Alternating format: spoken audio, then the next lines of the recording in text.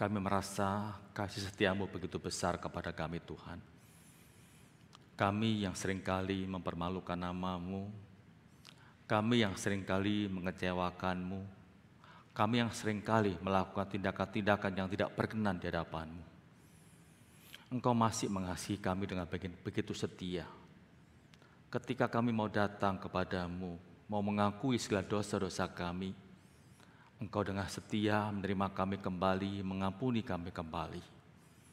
Tuhan, kami sungguh bersyukur mempunyai Tuhan seperti Engkau, yang tidak pernah meninggalkan kami, yang senantiasa siap untuk mengampuni segala dosa-dosa kami. Tuhan, kami bersyukur juga kepadamu untuk kasih setiamu kepada kami, Tuhan. Kami boleh melewati tahun 2022 dengan begitu baik. Sehingga hari ini, di hari pertama tahun 2023, kami masih diberi kesempatan untuk beribadah kembali kepada Tuhan. Tuhan, kami akui di tahun-tahun yang lalu, kami pernah juga mengalami kekecewaan kepada Engkau ketika doa-doa kami tidak dijawab sesuai dengan keinginan kami. Kami juga mungkin pernah marah kepadamu Tuhan, atau protes kepada Engkau, karena apa yang kami harapkan tidak terjadi seperti apa yang kami inginkan. Tuhan, ampuni kami kalau kami pernah berbuat seperti itu. Kiranya kami senantiasa untuk belajar Tuhan, untuk senantiasa mengerti akan rencana-Mu dalam kehidupan kami. Dan biarlah memasuki tahun yang baru ini Tuhan, di tahun 2023, kami senantiasa siap untuk menjadi seorang anak Tuhan yang lebih setia kepada Tuhan. Apapun yang kami hadapi nantinya, kami percaya Engkau senantiasa setia kepada kami dan tidak pernah meninggalkan kami. Tuhan, hari ini kembali kami akan belajar firman-Mu. Kami mohon kepadamu Tuhan, Engkau berkenan juga berbicara kepada kami. Roh Kudus-Mu yang berkarya dalam hati dan pikiran kami, supaya kami boleh mengerti dengan apa yang kami baca, apa yang kami dengar, dan apa yang kami renungkan. Urapi pula hamba-Mu yang menyampaikannya. Tuhan mengetahui keterbatasannya, kekurangannya. Tuhan perlengkapi dan kuasa Roh Kudus-Mu, agar apa yang disampaikan bisa menjadi berkat bagi jemaat-Mu, bisa dimengerti, dan bisa dilakukan dalam kehidupan mereka sehari-hari. Terima kasih Tuhan, dalam nama Tuhan Yesus kami berdoa, amin. Selamat pagi dan juga selamat tahun baru saya ucapkan kepada Bapak, Ibu, dan juga saudara sekalian. Kita bisa ada di sini itu karena anugerah Tuhan semata-mata, saudara. Kalau tidak, nggak mungkin kita bisa berada di tempat ini. Kita bisa melewati tahun 2022, itu juga anugerah Tuhan. Itu sebabnya seperti lagu yang baru kita nyanyikan tadi, kita sudah seharusnya bersyukur kepada Tuhan. Nah saudara, di awal tahun ini saya ingin mengajak saudara merenungkan sebuah tema, yaitu menerima bimbingan Tuhan, saudara. Dalam memasuki awal tahun ini, saudara, tentu kita ingin hidup kita itu senantiasa di bawah pimpinan dan juga penyertaan Tuhan. Di mana kita, setiap rencana yang kita adakan, setiap hal yang kita planningkan itu senantiasa ada di bawah bimbingan Tuhan, supaya kita itu tidak salah langkah, saudara. Nah, kita akan bersama-sama merenungkannya bagaimana sih caranya supaya kita ini bisa menerima bimbingan Tuhan. Untuk itu saya mengajak saudara membuka dari kitab Kejadian pasal 24, saudara. Kita akan baca, saudara, ayat yang pertama sampai yang keempat. Kemudian nanti kita akan baca lagi ayat 16 sampai 20, saudara. Tapi nanti saudara di rumah bisa membacanya seluruh pasal, pasal 24 ini, karena itu mempunyai pengertian luar biasa untuk kita renungkan, saudara. Kejadian 24, ayat yang pertama sampai yang keempat, saya bacakan untuk saudara, demikian bunyi firman Tuhan. Adapun Abraham telah tua dan lanjut umurnya, serta diberkati Tuhan dalam segala hal. Berkatalah Abraham kepada hambanya yang paling tua dalam rumahnya, yang menjadi kuasa atas segala kepunyaannya, katanya, baiklah, letakkan tanganmu di bawah pangkal pahaku, supaya aku mengambil sumpah demi Tuhan, Allah yang empunya langit dan yang empunya bumi, bahwa engkau tidak akan mengambil untuk anakku seorang istri dari antara perempuan Kanaan yang di antaranya aku diam. Tetapi engkau harus pergi ke negeriku dan kepada saudaraku untuk mengambil seorang istri bagi Ishak anakku. Kemudian kita baca lagi, saudara, ayat 16 sampai 20. Kejadian 24, 16 sampai 20, demikian bunyi firman Tuhan. Anak gadis itu sangat cantik, parasnya seorang perawan, belum pernah bersetubuh dengan laki-laki. Ia turun ke mata air itu dan mengisi buyungnya, lalu kembali naik. Kemudian berlarilah hamba itu mendapatkannya, yaitu hamba dari Abraham, serta berkata, "Tolong beri aku minum air sedikit dari buyungmu itu." Jawabnya, "Minumlah Tuan." Maka segeralah diturunkannya buyungnya itu ke tangannya, serta diberikannya dia minum. Setelah ia selesai memberi hamba itu minum, berkatalah ia, "Baiklah, untuk unta-untanya juga kutimba air sampai semuanya puas minum." Kemudian segeralah dituangkannya air yang dibuyungnya itu ke dalam palungan, lalu berlarilah ia sekali lagi ke sumur untuk menimba air, dan ditimbanyalah untuk semua unta orang itu. Berbahagialah setiap kita yang baca firman Tuhan dan kita juga bisa melakukan dalam kehidupan kita sebagai orang-orang percaya, saudara. Saudara, 20 tahun yang lalu, tepatnya 31 Oktober 1997, ya kalau sekarang sudah 26 tahun yang lalu, waktu itu saya baru 20 hari tinggal di asrama Saat. Itu artinya saya memulai hidup baru sebagai seorang mahasiswa teologi, saudara. Nah, pada hari itu ketika saya berada di kamar, tiba-tiba ada kakak tingkat yang di lorong asrama itu, lorong kamar itu berteriak, "Saudara, Lady Diana meninggal dunia karena kecelakaan." Nah, saudara, ketika mendengar itu banyak yang terkejut. Mungkin saudara waktu mendengar berita ini juga terkejut, saudara, karena siapa sih yang pada zaman itu 25 tahun yang lalu itu tidak mengenal siapa namanya Lady Diana tersebut. Nah, saudara, ketika saya merenungkan kehidupan Lady Diana, kita tahu dia itu adalah seorang penganut agama Katolik yang katanya cukup taat. Kemudian dia itu berpacaran dengan seorang laki-laki dari Arab, tentu beda iman dengan dia, saudara.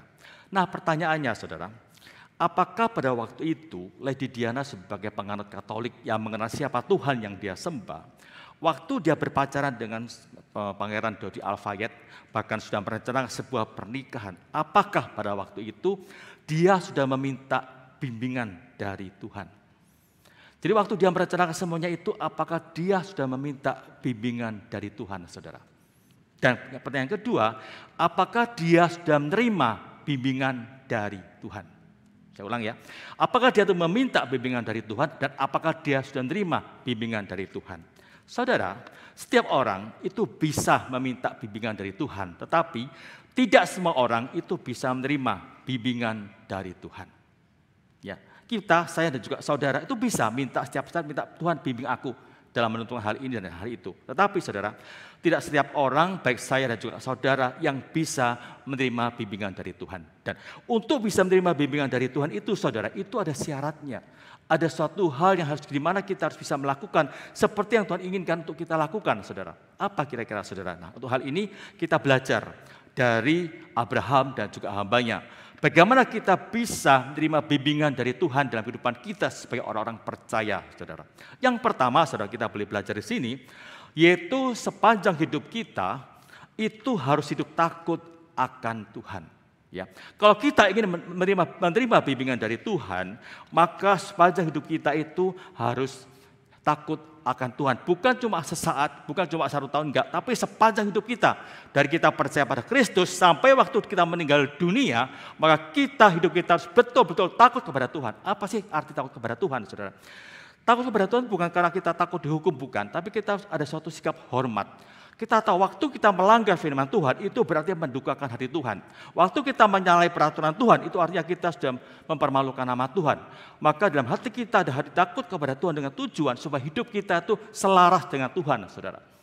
Sebagai orang percaya, saudara, waktu kita sudah percaya Yesus sebagai Tuhan dan Juru Selamat kita, maka Allah ingin hidup kita itu harus selaras dengan Tuhan. Sejalan dengan perintah-perintah Tuhan, berjalan sesuai dengan aturan main Tuhan, sesuai dengan koridor Tuhan, saudara, bukan aturan main kita.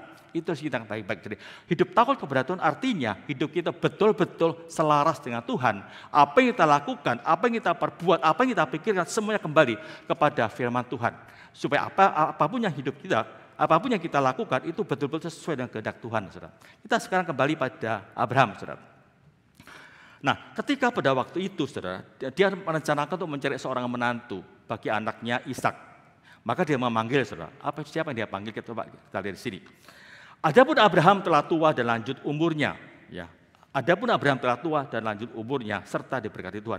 Kita coba perhatikan yang saya kasih tebal dan juga warna biru. Dikatakan Abraham telah tua dan lanjut umurnya. Saudara dikasih Tuhan, apa maksudnya di sini? Apakah ini menunjukkan bahwa usia Abraham pada waktu itu sudah tua? Betul, pada waktu memang dia sudah tua. Umurnya sekitar 140 tahun. Tetapi saudara, yang ingin ditekankan juga bahwa untuk menunjukkan bagaimana Abraham sebagai orang yang begitu tua, tapi dia tetap setia kepada Tuhan, tetap berkomitmen untuk bisa menjalankan hidupnya sesuai dengan apa yang Tuhan kehendaki, saudara. Nah, kemudian waktu dia itu sudah demikian tua, apa yang membuktikan kalau dia itu hidup takut akan Tuhan sampai dengan masa tuanya, saudara? Ada dua hal yang bisa kita pelajari bersama. Yang pertama, saudara, yaitu cara dia itu waktu mencarikan istri bagi anaknya. Itu menunjukkan bagaimana dia itu adalah seorang anak yang takut kepada Tuhan, saudara. Bagaimana caranya dia itu mencari istri bagi anaknya? Coba kita perhatikan ayat yang selanjutnya, saudara. Kita lihat di sini. Ayat 1, dia memanggil akan hambanya yang tua. Mengapa dia mengambil hamba yang tua? Karena hamba tua itu hamba yang cukup senior, yang sudah mengenal dia cukup lama.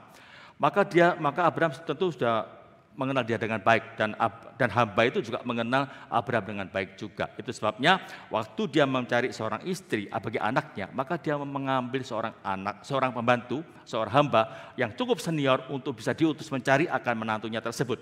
Ayat kedua berkata seperti ini, saudara.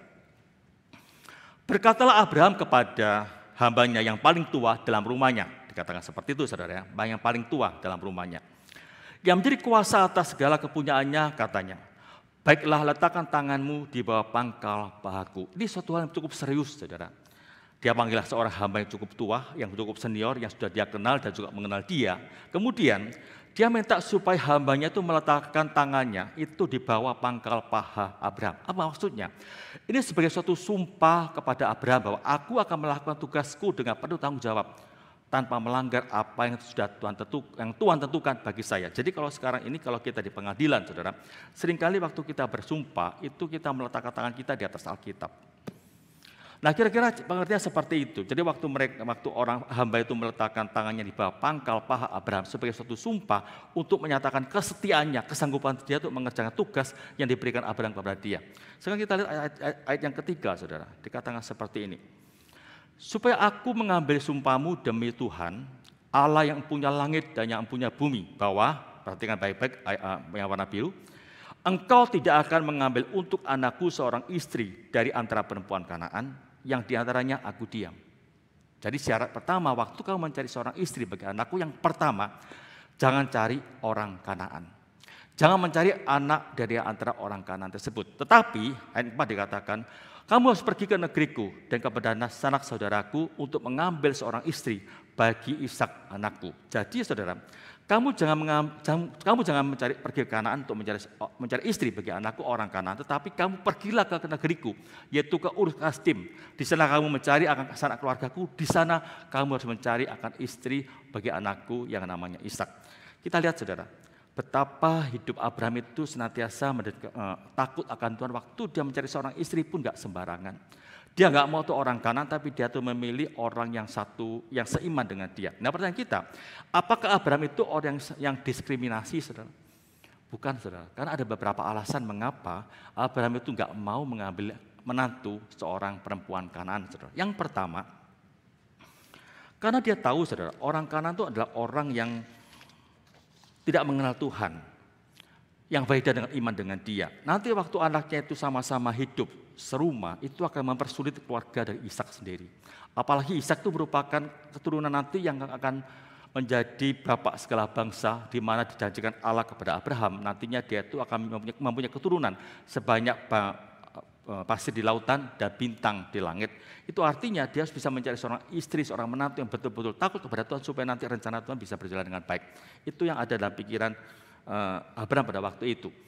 Jadi dia tidak ingin kalau anaknya itu kemudian menikah dengan orang yang tidak mengenal Tuhan, itu akan menjerumuskan dia. Itu yang pertama. Yang kedua, saudara, karena saudara, kalau kita lihat di sini, kalau kita lihat silsilah akan kehidupan Abraham itu kalau kita kembali pada kejadian pasal 9, itu kita mengenal Nabi Nuh, saudara. Nabi Nuh mempunyai 3 orang anak, Sem, Ham, dan Yafet. Ya. Sem itu akhirnya menurunkan Abram. Kemudian Ham itu nantinya akan menurunkan orang Kanaan. Nah, Ham itu adalah orang yang dikutuk oleh Yakub ayahnya. Kenapa? Kita bisa baca dalam pasal 9 nanti. Karena waktu itu dia melakukan suatu kesalahan. Sampai kemudian Yakub mengutuk dia.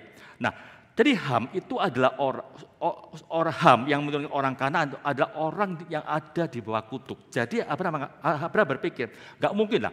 Dia itu anak orang pilihan Allah, yang merupakan orang yang dikuduskan, itu menikah dengan orang di bawah kutuk, itu nggak mungkin terjadi. Itu sebabnya mengapa kemudian Abraham itu tidak menyetujui dan melarang hambanya untuk mencari seorang istri bagi anaknya orang Kanaan, saudara. Itu yang kedua alasannya. Yang ketiga kita lihat bahwa orang Kanaan itu adalah orang yang hidupnya itu nggak benar. Mereka itu moralnya juga nggak benar karena tidak mengenal Tuhan. Maka nantinya akan menimbulkan kehancuran bagi keluarganya Ishak sendiri. Nah, 3 alasan ini yang membuat kemudian Abraham itu betul-betul jeli dalam memilih seorang menantu, saudara. Di sini kita melihat bagaimana Abraham itu hidup takut akan Tuhan. Dia senantiasa hidup sesuai dengan apa yang Tuhan perintahkan, dia taati dengan sebaik-baiknya. Sudah dikasih Tuhan, bagaimana dengan kita sekarang ini, saudara?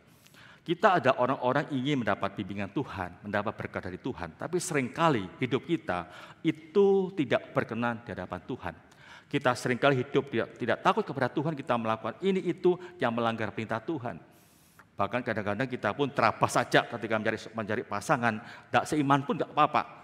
Itu seringkali yang membuat hal itu tidak berkenan di hadapan Tuhan, saudara. Ingat baik-baik, belajarlah dari Abraham, bagaimana hidup kita takut kepada Tuhan, itu menunjukkan sikap kita yang mau taat pada perintah-perintah Tuhan. Dan itu yang dilakukan oleh Abraham. Itu sebabnya gak heran kalau Abraham itu mendapatkan bimbingan dari Tuhan senantiasa dalam hidupnya, saudara. Nah, kemudian yang kedua, kenapa Abraham itu yang menunjukkan bahwa Abraham itu adalah takut kepada Tuhan, saudara, yaitu waktu cara dia menjalani kehidupan dia sebagai anak Tuhan, saudara. Kita lihat di sini beberapa 2 ayat. Ayat pertama dikatakan seperti ini, Abraham itu orang tua dan juga diberkati Tuhan dalam segala hal. 35 ayat 30 dikatakan, Tuhan sangat memberkati tuanku yaitu Abraham, sehingga ia telah menjadi kaya. Tuhan telah memberikan kepadanya kambing, domba, dan lembu sapi, emas dan perak, budak laki-laki dan perempuan, unta dan juga keledai. Saudara, kita lihat di sini betapa kayanya namanya Abraham tersebut. Tapi meskipun dia begitu kaya, dia sama sekali tidak melupakan Tuhan. Hidupnya masih sejalan dengan pimpinan Tuhan, hidup takut akan Tuhan, saudara. Saudara kasih Tuhan, kalau saya boleh bertanya, kapan sih seorang pria itu jatuh dalam dosa? Waktu dia miskin atau waktu dia kaya? Waktu dia kaya, saudara. Saya mengenal seorang kakak sepupu saya, waktu dia tuh miskin, hidupnya tuh sederhana di sebuah rumah di kampung di Embong Malang sana. Tapi ketika kaya sudah melupakan keluarganya, kemudian berselingkuh dan sebagainya. Itu terjadi, saudara. Waktu manusia itu kaya, seringkali bisa melupakan Tuhan dan hidup tidak takut kepada Tuhan. Itu terjadi sekitar kita, saudara. Banyak orang-orang yang dulunya itu misalnya waktu masih muda, mereka tuh susah, mereka memohon, membelas kasihan kepada Tuhan supaya Tuhan berkati. Ketika mereka berkati, mereka melupakan Tuhan, meninggalkan Tuhan. Mereka lupa bahwa berkat juga dari Tuhan. Beda dengan Abraham. Dikatakan meskipun dia diberkati Tuhan begitu luar biasa, bahkan kekayaannya begitu luar biasa. Dikatakan dia tuh kaya, punya kambing, domba, lembu, emas, perak, budak laki-laki, perempuan, unta, dan lain-lain, komplit, saudara, kekayaan dari Abraham tersebut. Tapi hidupnya senantiasa takut kepada Tuhan. Dia senantiasa belajar bagaimana hidup berjalan sesuai dengan pimpinan dan juga rencana Tuhan. Itulah sebabnya mengapa Abraham senantiasa mendapat bimbingan dari Tuhan. Karena hidupnya takut kepada Tuhan, saudara. Nah, saudara kasih Tuhan, dalam kehidupan kita seringkali manusia itu jatuh dalam dosa waktu namanya sudah mulai terkenal. Bahkan seorang hamba Tuhan pun bisa jatuh ketika namanya itu mulai terkenal dan hidupnya mulai enak, saudara. Itu terjadi pada seorang pendeta yang bernama Carl Lenz. Siapa dia, saudara? Dia itu seorang hamba Tuhan, seorang pendeta dari sebuah gereja Hillsong di Amerika. Kalau kita berkata Hillsong, kita tentu tahu apa itu. Seringkali lagu-lagunya dinyanyikan dengan begitu bagus dan kita seringkali nyanyikan, saudara. Bahkan dikatakan pendeta ini itu seorang pendeta selebritis. Kenapa? Karena dia tuh banyak bergaul dengan banyak bintang film dan juga banyak membimbing penyanyi dan juga bintang film. Salah satunya itu Justin Bieber yang menjadi murid bimbingan dia, saudara. Tapi apa yang terjadi? Ketika namanya sudah mulai terkenal, hidupnya sudah mulai enak, dia mulai melupakan Tuhan dan hidup tidak takut kepada Tuhan. maka dia berselingkuh dengan seorang wanita. Akhirnya pada tahun 2020 kemarin, dia itu mengundurkan diri dari gereja Hillsong. Dan dia mengakui kesalahannya. Kenapa? Karena dia hidup tidak takut kepada Tuhan. Saya dikasih Tuhan, itulah terjadi dalam kehidupan kita sebagai orang-orang percaya. Maka saya dan juga saudara pun bisa rentan terjadi seperti itu, saudara. Itu sebabnya kita harus senantiasa hidup dekat dengan Tuhan, supaya kita itu tidak jatuh dalam dosa, berbagai macam dosa yang kita lakukan. Apalagi waktu kita sudah sukses, sebagai seorang pria khususnya, waktu kita sukses, waktu nama kita terkenal, waktu jabatan kita sudah bagus, ingat saudara, kita akan rentan jatuh dalam dosa, dan kita mulai melupakan akan Tuhan. Ingat, dalam kondisi apapun, sekaya apapun kita, berkat yang melimpah, hiduplah senantiasa takut kepada Tuhan. Karena itu satu-satunya saudara, di mana kita bisa mendapat bimbingan dari Tuhan. Kalau hidup kita nggak takut kepada Tuhan, hidup kita berbuat dosa selama ini, kita jatuh dalam dosa perselingkuhan, perzinahan, bahkan kebohongan, bahkan waktu bisnis pun kita bohong dan sebagainya, sampai kemudian kita nggak jadi berkat bagi orang lain, maka itu tanda awas bahwa Tuhan akan meninggalkan kita, dan tidak mungkin Tuhan akan membimbing kita. Tapi belajarlah dari Abraham, saudara. Kita hidup takut kepada Tuhan supaya kita mendapat bimbingan dari Tuhan. Yang kedua, saudara, apa yang dilakukan Abraham supaya dia bisa mendapat bimbingan dari Tuhan? Setiap rencana yang dia lakukan itu harus sesuai dengan kehendak dan juga rencana Tuhan. Jadi waktu dia merencanakan sesuatu, maka rencananya itu harus jalan dengan apa yang Tuhan sudah rencanakan dalam kehidupan dia, saudara. Nah, untuk ini saya mengajak saudara juga membaca dari beberapa ayat yang akan kita pelajari bersama, saudara. Nah, yang dikasih itu, ketika hambanya itu diperintahkan oleh Abraham, maka kamu cari istri bagi anak saya. Lalu dia berkata seperti ini, saudara. Ini hambanya menawarkan suatu usulan. Dia berkata seperti ini. Lalu berkatalah hambanya itu kepadanya, mungkin perempuan itu nggak suka mengikuti aku ke negeri ini. Ya sudah lunas, dia itu siapa? Dia itu orang asing, lalu ngajak-ngajak seorang anak gadis orang, ya siapa yang mau seperti itu. Haruskah aku membawa anakmu itu kembali ke negeri dari mana tuanku keluar? Jadi maksudnya gini, bagaimana Pak Abraham kalau saya bawa Ishak itu, saya ajak untuk saya perkenalkan dengan orang-orang di negara Ur Kasdim sana, supaya dia itu bisa mengenal dan orang-orang wanita pun di sana bisa kenal. Kalau ketemu orangnya kan lebih mantap untuk lebih mau menjadi istrinya. Lah kalau nggak tahu kan seperti kita beli kucing dalam karung seperti itu, nggak mungkin bisa terjadi. Itu usulan yang sangat logis sekali dari hamba tersebut. Dengan tujuan supaya dia itu mempermudah dia mencari istri bagi Ishak, saudara. Kalau kita jual barang, tentu kita akan bawa barangnya, saudara. Setidaknya contoh dari barang tersebut, ada fotonya. Tapi kalau kita nggak bawa apa, cuma omongan aja, siapa sih yang bisa percaya? Nah, mungkin pemikiran dari hamba tersebut seperti itu. Maka dia mengusulkan, kalau boleh aku bawa anak ini untuk saya bawa ke negeri Ur Kasdim, untuk saya kenalkan dengan sanak keluarga Bapak Abraham supaya dia kenal dan bisa menjadi istri dari Ishak. Tapi bagaimana respon dari Abraham, saudara? Coba kita lihat di sini, saudara. Dia berkata seperti itu. Tapi Abraham berkata kepadanya, awas, jangan kau bawa anakku itu kembali ke sana. Ya, ayat 8 dikatakan sekali lagi. Tetapi jika perempuan itu tidak mau mengikuti engkau, maka lepaslah engkau dari sumpahmu kepadaku. Tetapi hanya saja, janganlah anakku itu kau bawa kembali ke sana. Artinya, Abraham melarang kalau anaknya Ishak itu dibawa ke negeri asal Abraham, yaitu Ur Kasdim, untuk mencari istri. Dia minta supaya kamu istri itu dan istri wanita itu bawa ke sini, bukan anakku yang dibawa ke sana. Mengapa, saudara? Abraham itu berpikiran seperti itu. Mengapa Abraham itu menolak akan usulan dari hamba tersebut, saudara? Kita lihat ayat yang ke-7, saudara. Jawabannya itu di sini.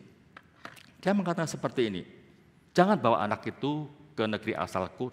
Kenapa? Karena dia mengatakan, karena Tuhan Allah yang punya langit yang telah memanggil aku dari rumah ayahku serta dari negeri sanak saudaraku, dan yang telah berfirman kepadaku serta yang bersumpah kepadaku, demikianlah kepada keturunanmu lah akan kuberikan negeri ini. Coba kita perhatikan yang terakhir. Kepada keturunanmu lah akan kuberikan negeri ini. Nah, saudara, Abraham pada waktu itu berpikir seperti ini. Kalau dia itu izinkan Ishak dibawa ke negeri asalnya, dan tidak semua orang di negeri asalnya itu ada orang yang percaya pada Tuhan. Mereka juga banyak yang kafir. Nah, kalau ternyata kemudian Abraham itu kecantol dengan seorang wanita, jatuh cinta pada seorang wanita yang tidak mengenal Tuhan, apa jadinya? Bukankah nanti itu akan menyimpang dari rencana Tuhan untuk dia yang akan memberi keturunan, yang dimana keturunanmu akan kuberikan negeri ini. Bukankah itu akan menyimpang dari rencana Tuhan dalam hidup dia. Jadi Abraham nggak mau.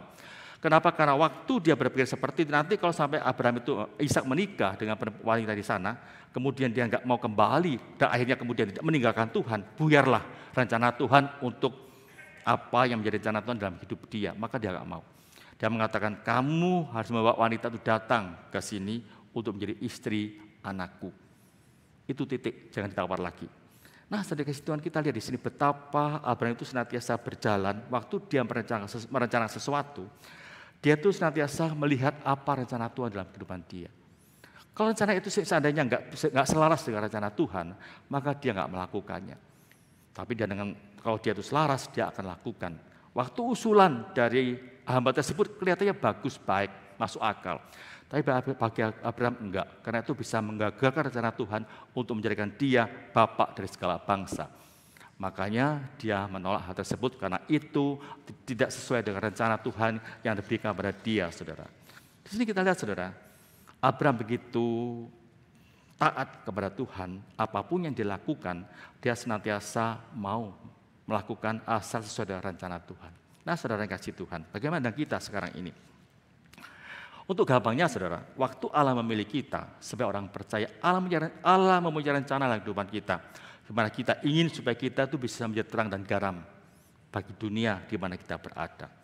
Tapi seringkali kita melakukan tindakan-tindakan yang tidak berkenan di hadapan Tuhan. Waktu kita mengambil keputusan, baik itu dalam pekerjaan, dalam kehidupan rumah tangga, kita seringkali bisa berbuat sesuatu yang tidak sesuai dengan kehendak Tuhan, yang tidak sesuai rencana Tuhan, sehingga itu akan melawan akan kehidupan kita sebagai orang pilihan Allah. Waktu kita misalnya berbisnis nggak betul dalam kehidupan kita, itu jelas-jelas tidak sesuai dengan kehendak Tuhan. Akibatnya hidup kita tidak bisa menjadi berkat bagi orang lain. Waktu Allah ingin supaya kita hidup bisa menyatakan kasih kepada orang lain, tapi kita nggak bisa menyatakan kasih itu pun akan menjadi batu sandungan bagi orang lain. Karena kasih Tuhan, kita ingat waktu kita akan mengambil segala hal dalam kehidupan kita, keputusan apapun yang kita lakukan, ingat Allah mempunyai rencana dalam kehidupan kita. Dan apapun keputusan kita harus sesuai dengan rencana Allah, bukan rencana kita, saudara. Supaya hidup kita bisa selaras dengan rencana Allah dan kita bisa mendapat bimbingan dari Tuhan. Kalau rencana kita itu nggak sama dengan rencana Tuhan, bagaimana kita bisa mendapat bimbingan dari Tuhan? Nggak mungkin. Kalau kemudian kita menikah dengan orang yang tidak seiman, keluarga kita itu kemudian berantakan, apakah kita bisa menyalahkan Tuhan? Nggak bisa juga. Karena kita sudah melanggar perintah Tuhan, kita sudah berjalan tidak sesuai dengan rencana Tuhan. Bagaimana kita bisa protes kepada Tuhan? Waktu kita berbisnis yang nggak betul, yang juga tidak sesuai rencana Tuhan, kemudian kita jatuh, kita bangkrut dan sebagainya. Apakah kita bisa menyalahkan Tuhan? Nggak bisa juga, saudara. Karena kita sudah berjalan tidak sesuai dengan rencana Tuhan. Ingat, saudara, apapun keputusan yang kita ambil, ingat, kita harus senantiasa berjalan sesuai dengan rencana Tuhan. Jangan kemudian menyimpang atau melawannya. Saudara dikasih Tuhan, ada sebuah kisah juga, saudara. Seorang pendeta juga, yang saya katakan di sini. Itu mungkin saudara pernah mendengar seorang pendeta dari gereja City Harvest di Singapura, bernama pendeta Kong Hee. Nah, dia itu jatuh dalam penggelapan dana gereja persembahan. Digunakan untuk apa, saudara? Untuk mengorbitkan istrinya sebagai penyanyi. Jadi uang persembahan itu digunakan untuk mengorbitkan istrinya sebagai penyanyi supaya terkenal mendapat uang banyak.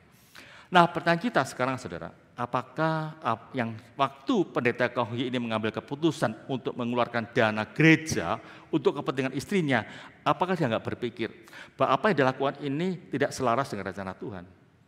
Jelas nggak selaras Tuhan, tapi dia tak melakukannya. Hanya dia mendapat hukuman dari Tuhan juga seperti itu. Padahal sebelumnya dia itu seorang pendeta yang begitu luar biasa, saudara. Dia bisa membangun sebuah gereja begitu besar, City Harvest di Singapura.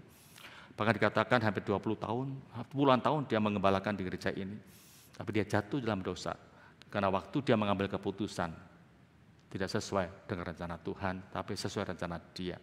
Ingat, saudara, sebagai orang percaya, Allah ingin supaya kita senantiasa, waktu mengambil rencana, harus sesuai dengan apa yang Allah kehendaki, bukan apa yang kita kehendaki.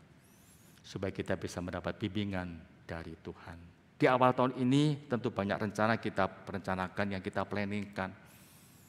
Baik mengenai pekerjaan dan juga mungkin mencari pasang hidup dan sebagainya. Tapi ingat, kita adalah anak Tuhan yang sudah dipilih oleh Allah menjadi orang percaya, menjadi orang kudus. Kudus artinya itu berbeda dengan yang lainnya, diambil berbeda dengan orang lainnya. Itu artinya hidup kita betul-betul sesuai dengan rencana Tuhan, berjalan sesuai dengan koridor Tuhan.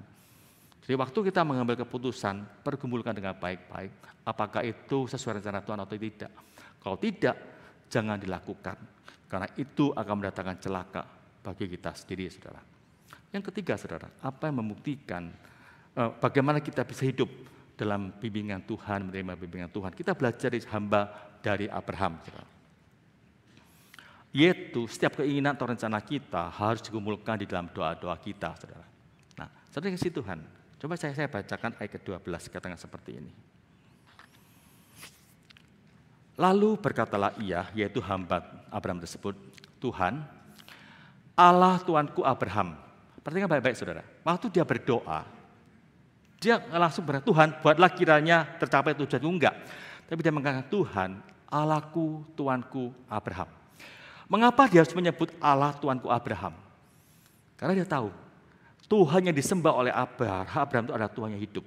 Maka waktu dia menyembah Tuhan itu bukan Tuhan sembarangan, bukan dewa-dewa yang disembah oleh orang-orang kafir, bukan. Tapi Tuhan dari Tuhannya Abraham yang dia sembah. Saudara, bagaimana mungkin seorang hamba bisa berkata seperti itu? Itu enggak lepas dari teladan dari kehidupan tuannya. Dan saya percaya sebagai seorang tuan, Abraham sudah menunjukkan iman yang begitu luar biasa di hadapan hamba-hambanya. Sehingga hamba-hambanya bisa mengakui siapa Tuhan Allah Abraham begitu hebat, yang begitu luar biasa.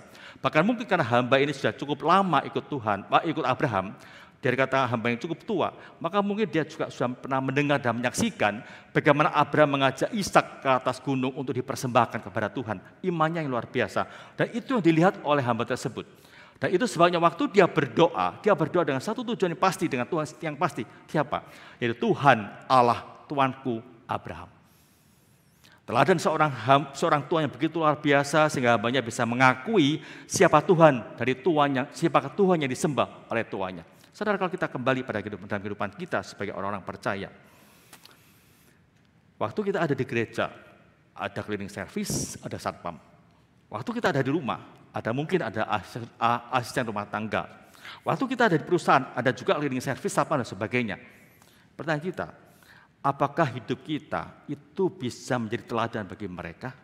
Apakah iman kita kepada Tuhan itu bisa dilihat oleh mereka, saudara? Bagaimana iman kita dilihat?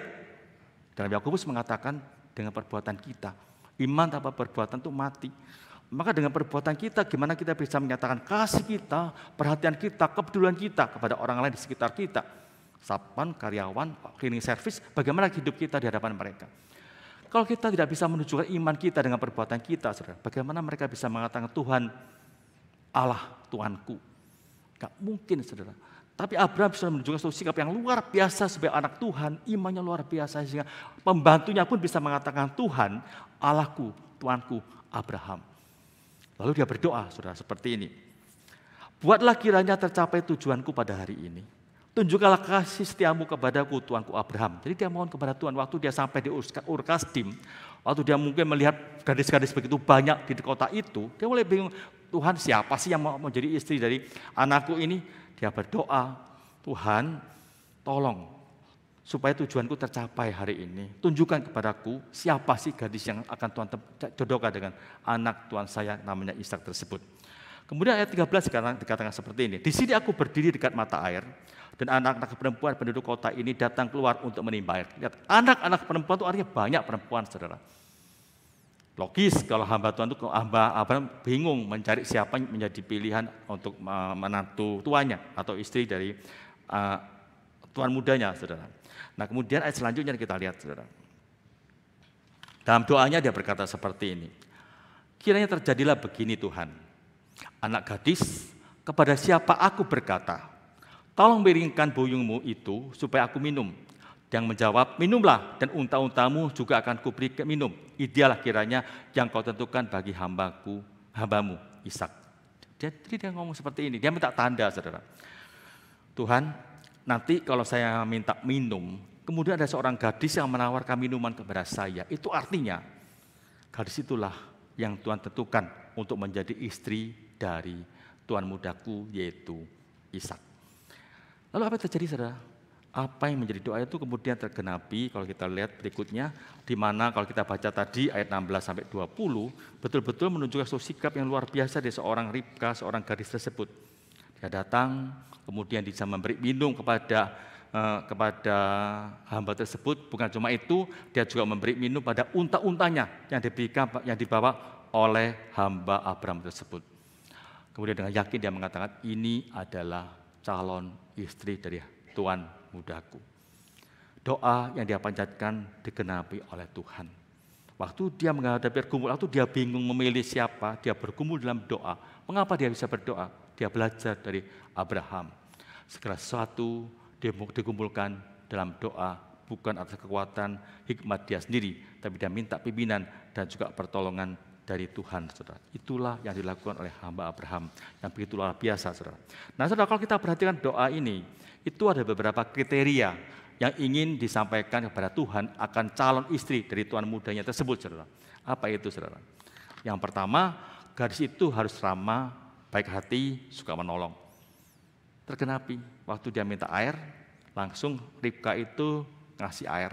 Bukan cuma pada pembantu hamba Abraham, tapi juga kepada unta-untanya. Saudara, yang kedua yaitu rajin dan sehat jasmani. Rajin, oke, kita lihat Ribka begitu rajin bisa menimba air. Dan sehat jasmani, jelas, saudara.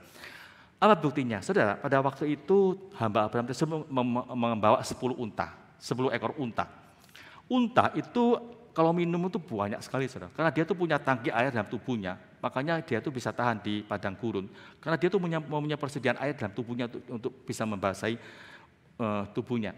Jadi kalau minum tuh banyak sekali. Bisa kita bayangkan, ini Ribka itu harus membawa air berapa banyak timbo, saudara, supaya bisa unta-unta 10 unta itu bisa minum semua. Kalau dia nggak sehat, nggak mungkin dia bisa melakukannya, saudara. Dan tergenapi apa yang dia harapkan dari hamba tersebut. Yang ketiga, dia itu rendah hati, mau menolong orang lain, meskipun dia seorang gadis, mungkin juga dari keturunan orang baik-baik juga, orang kaya juga, tapi dia bisa rendah hati untuk bisa melayani tamu yang tidak dikenal sama sekali. Itu yang menjadi kunci mengapa kemudian hamba tersebut merasa yakin kalau Ribka ini adalah gadis yang ditentukan oleh Allah untuk menjadi menantu tuannya atau menjadi istri dari tuan mudanya. Seni kasih Tuhan. Tapi kalau kita lihat zaman sekarang, kita jangan minta tanda-tanda seperti saudara waktu kita berdoa kepada Tuhan. Lalu bagaimana caranya supaya kita bisa mengetahui kalau itu merupakan kehendak Tuhan? Kita bisa berdoa, kita dekat sama Tuhan, kita berdoa, kita bergumul, kita minta bimbingan Tuhan. Kadang-kadang kita juga banyak konsultasi pada orang-orang yang lebih dewasa rohaninya. Kadang-kadang Allah berbicara kepada kita itu melalui khotbah yang kita dengar atau melalui satu dua yang kita dengar, saudara. Baru merupakan itu sebagai tanda bahwa itu adalah kehendak Tuhan. Nah, saudara dikasih Tuhan, 25 tahun yang lalu waktu saya mau masuk saat, bagi saya itu nggak mudah, saudara. Setelah saya bekerja, kemudian saya masuk saat, itu bukan suatu hal yang mudah, di mana saya harus melepaskan pekerjaan, hidup di asrama sekian tahun, baru nanti bisa pelayanan. Waktu saya bergumul, apakah saya harus masuk atau tidak? Karena panggilan memang sudah lama, cuma saya berpikir-pikir apakah saya harus masuk atau tidak, saudara. Kemudian saya pada akhirnya, waktu itu saat itu masuk pada batas akhir itu 35 tahun. Saya masukkan surat pada usia 35 tahun dengan pemikiran kalau saya nggak diterima, ya udah, memang bukan panggilan Tuhan. Kalau saya diterima, itu merupakan panggilan Tuhan. Ya mungkin saya berpikir inilah salah satu tanda yang diberikan Tuhan kepada saya nantinya. Dan ternyata saya diterima, diterima. Waktu saya tes, waktu saya wawancara, saya pun diterima untuk bisa masuk sekolah di saat. Kembali saya bergumul, saudara, bagaimana saya bisa masuk saat nanti dengan segala pekerjaan saya pada waktu itu, saya waktu masih kerja di perusahaan kimia, dan juga bagaimana rumah saya dan sebagainya. Ternyata Tuhan itu atur satu persatu. Rumah itu ada yang menyewa, pekerjaan itu ada yang menggantikan dengan cepat, dan semuanya berjalan dengan baik, saudara. Akhirnya saya merasa ini memang pimpinan Tuhan, rencana Tuhan dalam kehidupan saya. Maka saya melangkah untuk masuk ke saat. Dan satu hal, saudara, waktu saya masuk saat itu ada gentar juga, apakah saya bisa? Umur saya sudah nggak muda lagi, 35 tahun pada waktu itu, apakah saya bisa? Tapi kemudian waktu saya bersaat teduh, mungkin saya pernah cerita juga, ada satu firman yang senantiasa menguatkan saya, saudara, yaitu dari Yesaya 41 ayat 10 yang berkata seperti ini, saudara. Di mana dikatakan, janganlah takut sebab aku menyertai engkau, Janganlah bimbang, sebab aku ini Allahmu. Aku akan meneguhkan engkau, bahkan akan menolong engkau. Aku akan memegang engkau dengan tangan kananku yang membawa kemenangan. Ayat ini yang senantiasa saya pegang dan saya ingat, saudara. Waktu saya masuk saat ada kegentaran, ayat ini yang senantiasa mengingatkan saya. Ingat, Hendy, aku menyertai engkau, aku senantiasa menolong engkau. Waktu saya menjadi hamba Tuhan, waktu saya ditempatkan sebagai gembala rayon, ada perasaan gentar juga, saudara. Ayat ini kembali memberi peringatan pada saya. Aku menyertai engkau. Waktu saya dipendetakan, saya juga merasa gentar. Ayat ini kembali memberi peringatan pada saya. Aku menyertai engkau. Demikian juga waktu saya menjadi gembala sidang, ada perasaan takut, apakah saya bisa, apakah saya mampu, saya tahu kemampuan saya seperti apa. Ayat ini kembali memberi peringatan pada saya. Aku menyertai engkau, Hendy. Jangan takut, jangan bimbang. Tangan kananku akan senantiasa menuntun engkau. Bahkan saat ini, saudara, waktu saya diminta untuk menggantikan sebagai gembala rayon di satelit, perasaan gentar ada. Karena 10 tahun yang lalu dengan sekarang berbeda. Sangat berbeda sekali. Perasaan gentar itu ada, saudara, sangat gentar sekali. Tapi kembali saya diingatkan dari ayat ini, Hendy, jangan takut. Aku menyertai engkau, aku akan menuntun engkau. Tangan kananku senantiasa memelihara engkau. Sering kasih Tuhan, ini suatu kisah yang cukup menarik untuk saya renungkan. Allah begitu baik kepada saya. Itu sebabnya, saudara, waktu kita masuki tahun 2023 ini yang penuh dengan tantangan, kita nggak tahu apa terjadi. Tapi kita ingat, kita punya Tuhan yang senantiasa menyertai kita, menuntun kita. Ingat janji Tuhan kepada kita. Saya ulang lagi, saya baca kembali saudara, ayat ini. Janganlah takut sebab aku menyertai engkau, jangan bimbang sebab aku ini Allahmu. Aku akan meneguhkan engkau, bahkan akan menolong engkau. Aku akan memegang engkau dengan tangan kananku yang membawa kemenangan. Ingat, saudara, sebagai anak Tuhan kita harus senantiasa belajar seperti Abraham, supaya hidup kita senantiasa dipimpin dan kita bisa menerima bimbingan dari Tuhan. Waktu kita bergumul dalam kesulitan kita seorang percaya, ingatlah Allah kita senantiasa menyertai kita. Tahun 2023 kita nggak tahu apa terjadi, tapi kita ingat kalau kita nengok kehidupan kita pada masa lalu, Allah menyertai kita. Hari ini Allah menyertai kita, di waktu akan datang selama 2023 Allah pun akan menyertai kita. Kita punya Tuhan, saudara. Kita punya Allah yang begitu luar biasa. Mengapa kita takut? Dia senantiasa menuntun kita asal kita hidup benar di hadapan Tuhan. Takut kepada Tuhan. Berjalan sesuai rencana Tuhan. Dan juga tidak pernah meninggalkan Tuhan, saudara. Ini kasih Tuhan. Kita yang ingatlah baik-baik hal tersebut. Kita belajar seperti Daud, saudara. Kalau kita lihat Daud, saudara, dalam hidupnya senantiasa waktu dia menghadapi kesulitan, dia bergumul di hadapan Tuhan. Dia minta pertolongan Tuhan. 2 kali dia berbuat seperti itu, saudara. Coba kita perhatikan Sarut Tawarik. Dikatakan seperti ini, waktu dia baru naik tahta menjadi seorang raja, orang Filistin mulai nggak suka, mulai mencari cara bagaimana menjatuhkan Daud yang luar biasa tersebut. Waktu orang Filistin menyerang dia, apa yang dilakukan? Dia datang kepada Tuhan. Dia berkata seperti, coba kita bacakan ayat 9-10. Ketika orang Filistin itu datang dan mengadakan penyerbuan di lembah Refaim, bertanya Daud kepada Allah, apakah aku harus maju melawan orang Filistin itu dan akan kau serahkan mereka ke dalam tanganku? Tuhan menjawab, majulah, aku akan menyerahkan mereka ke dalam tanganmu. Waktu mendengar itu, Daud maju dan mendapat kemenangan. Ayat berikutnya, saudara, ayat 13-14, dia berkata seperti ini. Ketika orang Filistin menyerbu sekali lagi di lembah itu, maka bertanyalah lagi Daud kepada Allah. Lalu Allah menjawab, jangan maju di belakang mereka, tetapi buatlah gerakan lingkaran terhadap mereka, sehingga engkau dapat menyerang mereka dari jurusan pohon-pohon kertau. Saudara, kita lihat kembali. Waktu Allah berkata, jangan maju sekarang, tapi kamu melingkar. Dan itu yang dilakukan Daud. Dan dia pun mendapat kemenangan waktu dia berbuat seperti itu. Jadi saudara, kita lihat di sini dalam segala hal yang kita gumulkan, rencanakan, gumulkan dalam doa kepada Tuhan. Supaya hidup kita, waktu kita mengambil keputusan, itu selaras dengan pimpinan dan juga penyertaan Tuhan. Jangan takut dengan masa depan kita. Karena kita percaya Tuhan senantiasa menuntun, menyertai kita di waktu-waktu akan datang. Belajarlah seperti Daud, yang senantiasa mau datang kepada Tuhan dalam pergumulan doanya. Belajar seperti Abraham, yang senantiasa hidup takut kepada Tuhan, yang belajar bagaimana rencana dia harus selaras dengan rencana Tuhan. Saudara, bagaimana caranya supaya kita bisa mendapat bimbingan dari Tuhan? Yang pertama, sepanjang hidup kita harus hidup takut kepada Tuhan. Sepanjang hidup, saudara. Bukan cuma saat ini, tapi sepanjang hidup sampai kita meninggal dunia artinya.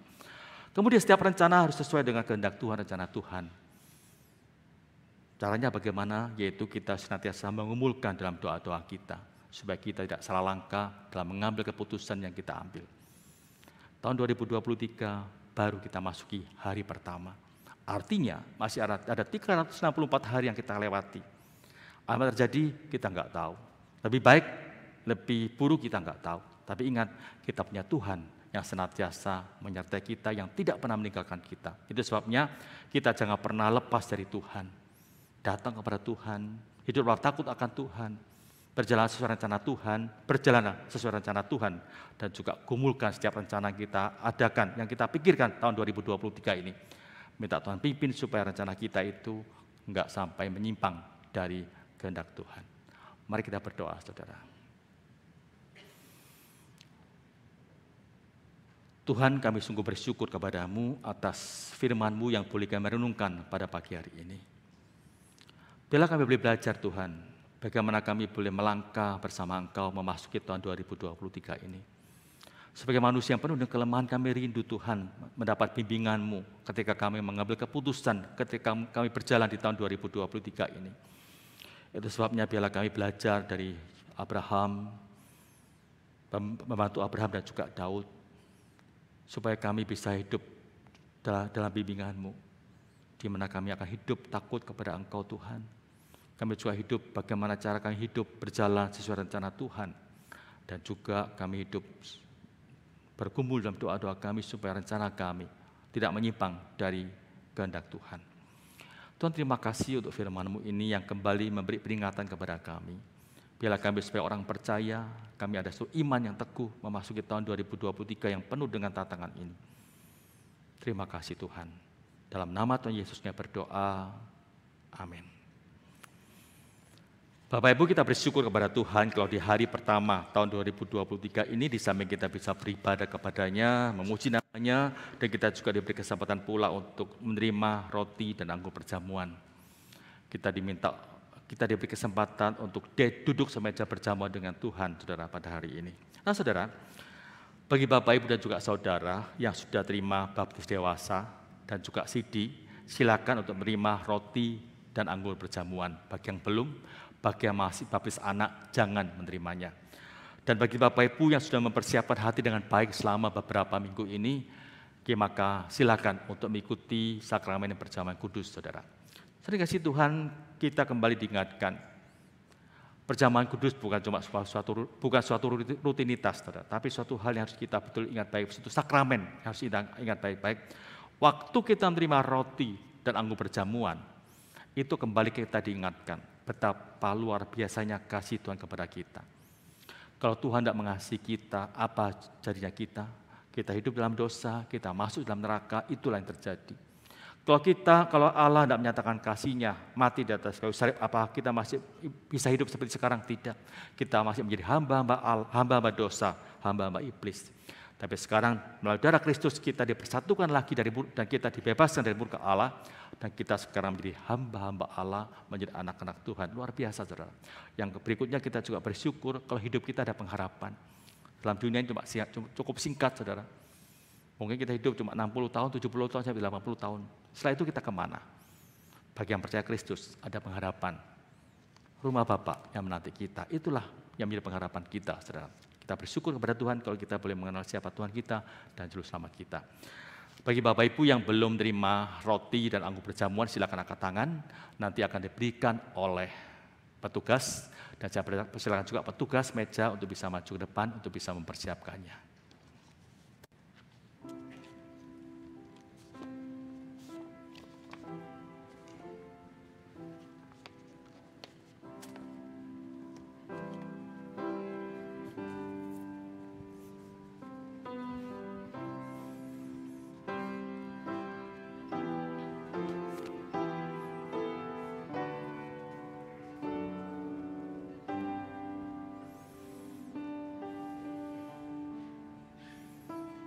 Saudara, pada malam sebelum Yesus disalibkan, Dia mengajak murid-muridnya untuk mengadakan perjamuan malam atau makan malam bersama.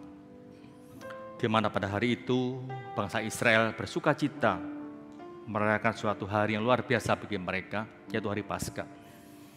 Mereka kembali mengingat kasih Tuhan kepada mereka, karena pada hari itu, ribuan tahun yang lalu, mereka boleh merasakan pimpinan Tuhan dalam kehidupan mereka, di mana bangsa Israel dibebaskan dari perbudakan di Mesir.